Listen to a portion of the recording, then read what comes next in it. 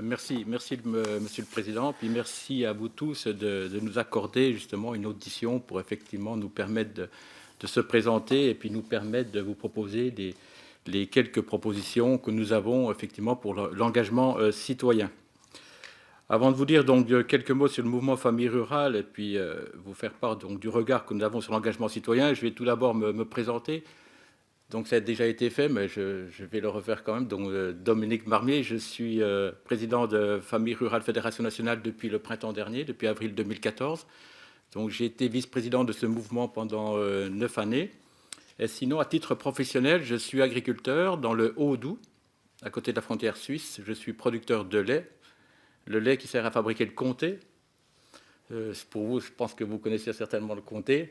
Et je suis dans une commune donc très rurale, enfin de 1800 habitants, pas loin de la Suisse. Et puis je dois mon engagement bénévole à Famille Rurale. Et bien effectivement, comme dans beaucoup de zones rurales, quand on a 4 enfants en bas âge et qu'on veut concilier vie familiale, vie professionnelle avec son épouse, on est obligé d'avoir des structures de garde, d'accueil de la petite enfance ou des centres de loisirs que nous n'avons pas. Donc j'ai commencé mon engagement au sein de la collectivité pour mettre en place avec la collectivité dans des structures d'accueil. J'ai commencé mon engagement à Famille Rurale comme ça. Ensuite, j'ai été président de la fédération du Doubs, Famille Rurale. Ensuite, président de la région Franche-Comté, Famille Rurale. Et puis, président de la fédération nationale. Voilà, ça a été dit donc dans les propos introductifs de M. Bloch. Notre mouvement familial est le premier mouvement familial en France.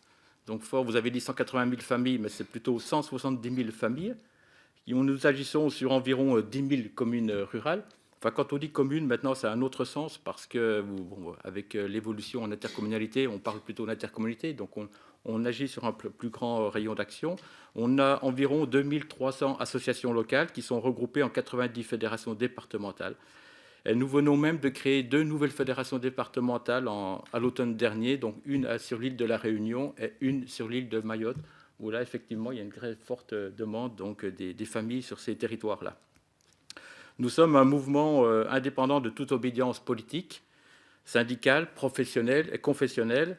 Famille Rurale, nous sommes une organisation tout à fait laïque. Ça fait 70 ans que nous existons. On a fêté notre 70e anniversaire en 2013. Et Famille Rurale accompagne les familles dans leur vie quotidienne, tout en participant au développement local rural. On s'appuie sur un réseau de 40 000 bénévoles et environ 13 000 salariés. En équivalent temps plein, ça représente environ 7 à 8 000 équivalents temps plein, ce qui représente une force économique quand même assez importante, des emplois qui sont non délocalisables, comme on dit actuellement. Notre objectif, c'est de promouvoir les personnes, les familles et leur lieu de vie dans un esprit d'ouverture à tous et de rapprochement entre les générations. Notre présence au sein des communes rurales nous permet d'agir au plus près des familles pour les accompagner dans leur mission d'éducation et d'entraide, répondre à leurs besoins à tous les âges de la vie, animer et faire reconnaître les territoires ruraux.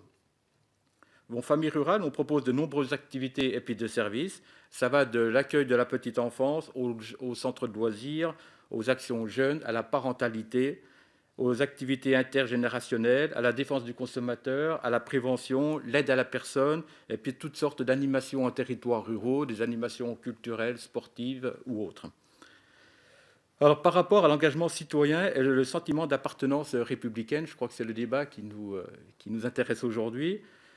Pour Famille Rurale, les actes terroristes du début de l'année et le sursaut citoyen qu'ils ont provoqué ont montré combien les valeurs qui fondent notre République méritent d'être inlassablement cultivées. Cultivées, j'y suis d'autant plus attaché que je suis agriculteur, mais c'est vrai que ça se cultive en permanence. Il ne suffit pas de les évoquer une fois de temps en temps, mais d'entretenir régulièrement. Ils ont renforcé aussi notre conviction que la liberté, l'égalité, la fraternité, plus qu'être inculquées, doivent être également vécues pour être assimilées. Il importe donc de donner à chacun d'éprouver par l'expérience de la solidarité, de la participation et de l'engagement cet exercice nécessaire de la citoyenneté. D'abord, puis tout naturellement, je dirais au sein de la sphère familiale, de la famille, qui est bien l'espace privilégié de la transmission et de l'apprentissage des règles de vie en société, mais aussi dans les lieux éducatifs et les espaces de vie collectifs. Les parents qui accompagnent au quotidien les enfants et les jeunes vers l'autonomie leur transmettent les règles de vie, de vivre ensemble au sein de la famille et dans l'espace public. les ouvrent aux autres, les aident à avancer en confiance vers l'avenir, savent, ils connaissent cette force de l'expérience vécue. Dans le prolongement et en complément de la mission éducative des parents, donner à chacun la possibilité de faire cette expérience au sein de nos associations, dans les actions que nous menons avec et pour les familles, et ça depuis 70 ans. 70 ans, effectivement. Et c'est notre ambition de tous les jours. La parentalité, comme on le dit souvent, c'est très important. J'y reviendrai tout à l'heure. On n'apprend malheureusement pas à être parent, on le devient. Et pourtant, c'est un rôle qui est quand même capital pour l'avenir de nos futurs citoyens. Agir ensemble, s'ouvrir aux autres, exprimer ses idées, accueillir le point de vue de chacun, respecter les différences, forger son esprit critique, participer à l'intérêt collectif, c'est enrichir et faire grandir la société dans laquelle nous vivons. Alors, suite à ça, nous avons quelques pistes, quelques propositions que nous tenons à évoquer, qui sont pour certaines très concrètes, peut-être d'autres moins. Mais à Famille Rurale, nous avons l'habitude quand même, nous sommes sur le terrain, sur la proximité, d'avoir des actions quand même qui sont très concrètes. Alors, cultiver et conforter le sentiment d'appartenance républicaine implique de notre point de vue de travailler sur l'éducation et la transmission et de créer pour chacun les conditions de l'engagement et de la participation au profit de l'intérêt général. Alors, le premier point que je voudrais évoquer, c'est transmettre et éduquer.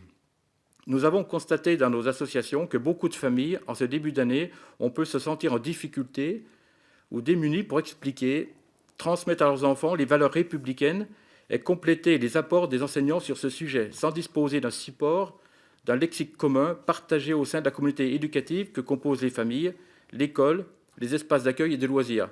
Je dis ça, c'est important parce que suite aux événements, comme vous le savez tous, ça a été évoqué donc dans les écoles ou les centres de loisirs, mais il y a eu beaucoup d'incompréhension de la part des parents qui sont revenus dans leur famille, pour certains qui n'ont pas compris, puis d'autres même traumatisés carrément parce que faute d'explication.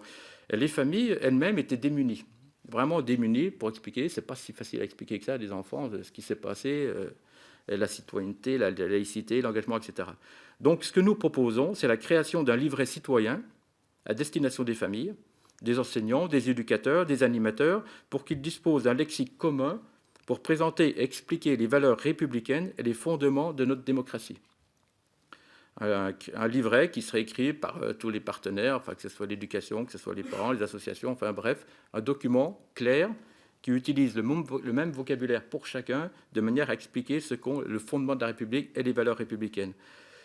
Nous proposons d'intégrer des séquences spécifiques sur les thèmes du vivre ensemble et de la citoyenneté dans les actions d'appui à la parentalité et de formation des animateurs pour se préparer à transmettre, à expliquer ces notions aux enfants et aux jeunes. Ça, c'est suite à notre expérience famille rurale. Nous avons beaucoup, nous, de groupes de parole, ce qu'on applique, parce que ce qu'on appelle, je veux dire, des groupes de parole, parce que les parents, comme je vous l'ai dit tout à l'heure, on n'apprend pas à être parent, c'est difficile, ils rencontrent des difficultés. Dans ces cadres d'action de la parentalité, on pourrait très bien faire passer le message de la laïcité, des valeurs républicaines. Donc, en profiter à ce moment-là. Et bien sûr, dans le cadre des centres de loisirs, de toutes nos activités, nous devons intégrer ces séquences spécifiques sur le thème du vivre ensemble. Nous proposons aussi l'organisation d'un temps convivial d'accueil citoyen. L'année du recensement, les jeunes à 16 ans, ils ont un recensement au niveau de la commune, notamment pour s'inscrire sur la liste électorale, ou de la communauté de communes, parce que maintenant c'est beaucoup d'intercommunalité, avec les élus, les associations, pour valoriser cette démarche. Nous proposons la généralisation des actions de sensibilisation et de préparation des candidats à l'exercice des responsabilités locales. Tel que Famille Rurale, nous le proposons en amont des élections municipales. Nous, à chaque élection municipale, on a un programme s'engager. Pourquoi pas? Parce que nous pensons que nous ne devons pas attendre tout des collectivités, des pouvoirs publics, mais que si les choses doivent avancer, c'est parce que nous nous engageons, parce que nous participons. Donc, nous avons beaucoup d'actions depuis toujours, avant les périodes d'élection, dire il faut s'engager, allons-y. Nous croyons nécessaire et proposons de renforcer et de démultiplier toute action d'éducation aux médias, à l'image, à l'utilisation des réseaux sociaux, pour permettre à chacun, jeune et moins jeune, d'exercer en toutes circonstances son esprit critique. Sans doute n'avons-nous pas encore suffisamment pris la mesure de l'impact des réseaux sociaux sur la construction des représentations que notre jeunesse se fait de la société dans laquelle nous vivons.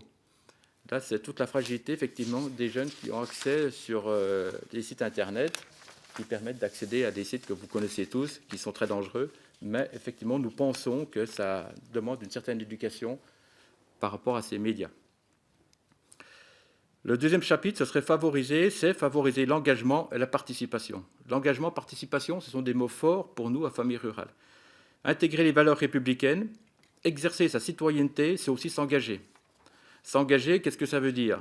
Tout d'abord, c'est être solidaire. C'est prendre la mesure de l'intérêt général, être attentif à chacun, se soucier des plus fragiles, être respectueux des générations futures. C'est être également responsable.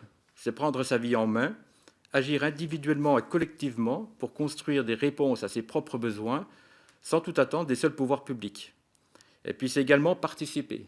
C'est prendre part à l'action collective, s'impliquer, aller à la rencontre des autres, écouter, réfléchir, débattre, respecter d'autres avis, s'engager dans la société, prendre part à la vie démocratique.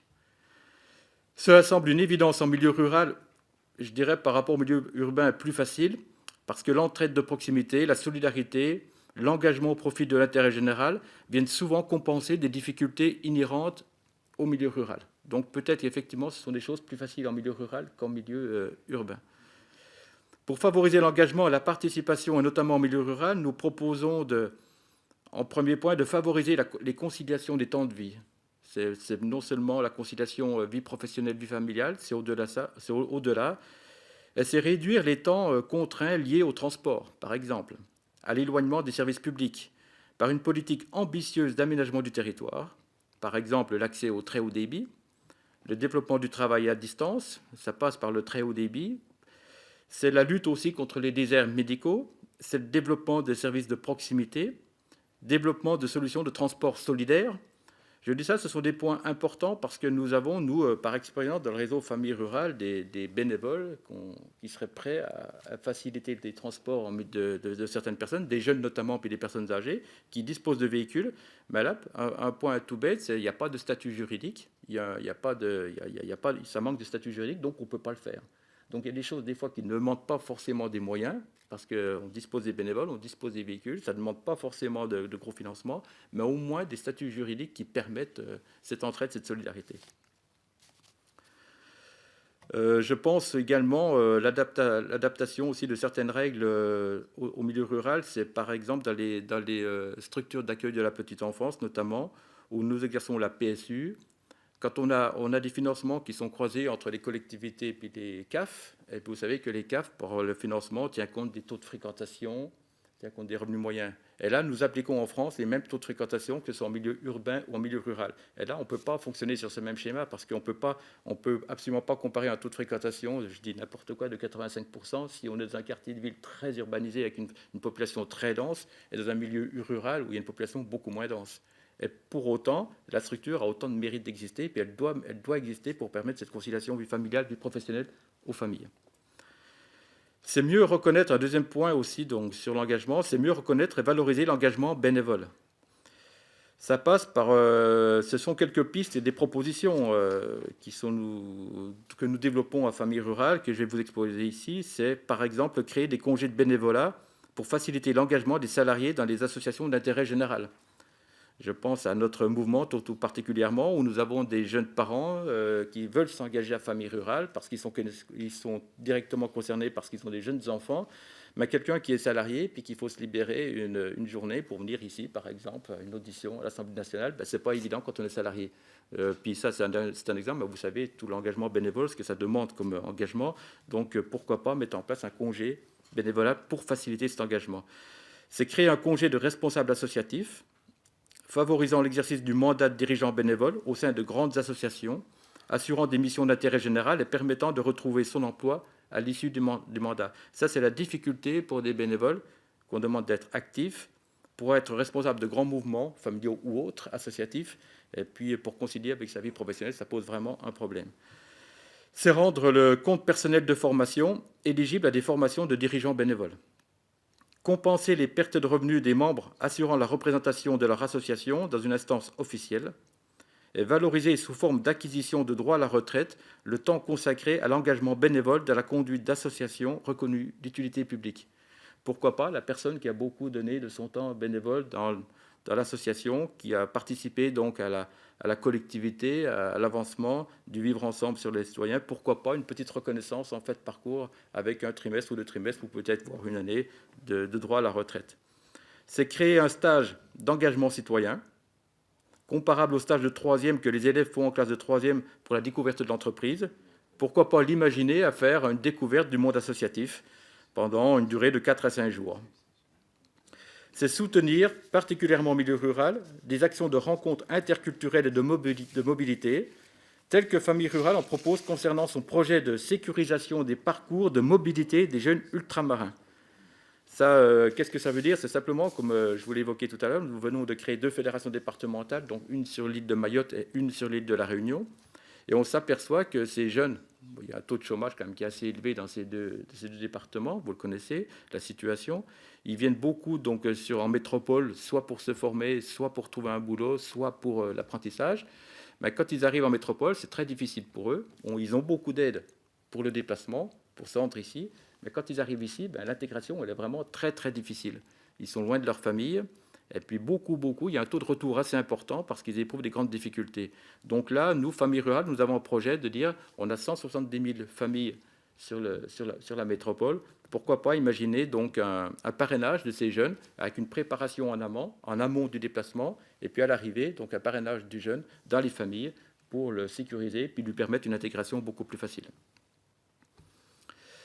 Voilà donc quelques pistes de propositions, Monsieur le Président, que nous avons évoquées ici. Quelques pistes, je ne sais pas si toutes seront réalisables ou pas, mais à Famille Rurale, nous sommes conscients, bien sûr, de la situation du pays, la situation économique, nous pensons, et beaucoup d'actions, des fois, ne méritent pas forcément des financements importants, parce que c'est souvent là que le bât blesse, mais des fois, simplement une prise de conscience des élus que vous êtes et puis de l'ensemble du pays pour faire avancer les choses.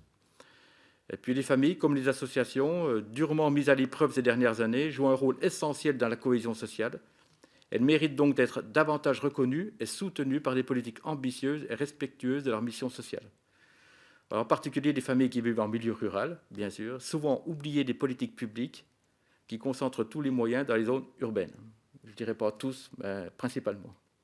Voilà, Monsieur le Président, donc ce qu'on pouvait dire sur Famille Rurale. Merci. Ça, c'est votre dernière observation, bien sûr, est un objet de débat, bien entendu, et est un peu au cœur de tout ce qui nous occupe. Alors,